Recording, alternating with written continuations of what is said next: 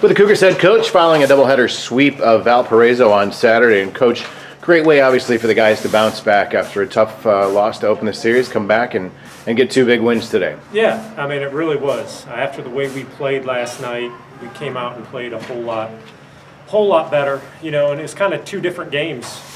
We were kind of in a pitcher's duel and in game one today, and I was really proud of our guys. We led throughout, and then we give up a couple runs there in the eighth, and the guys came right back and answered and got up 4-3 and ended up winning game one. And just the ability to be resilient and bounce back, I was really proud of the way the guys handled that in game one. And game two, a couple big innings, and we kind of busted it open there pretty early on. And Kenny did a nice job in his outing, the same as Baum.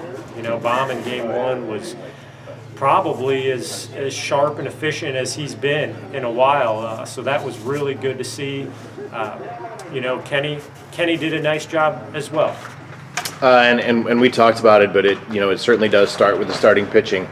You answered my question basically, but two good starts both games. Yeah, and we're trying to, we're getting to the point where there's about a month left in the season, and we've got to start figuring out, not really figuring out, but guys got to start hitting their stride, and Colin showed that today, looked pretty sharp. Kenny's still working back into things a little bit. This just kind of, it's his third appearance, but second in a row, consecutive weeks, and he made a couple mistakes, and he knows about, that gave up some hits and whatnot to them, but he looked pretty sharp.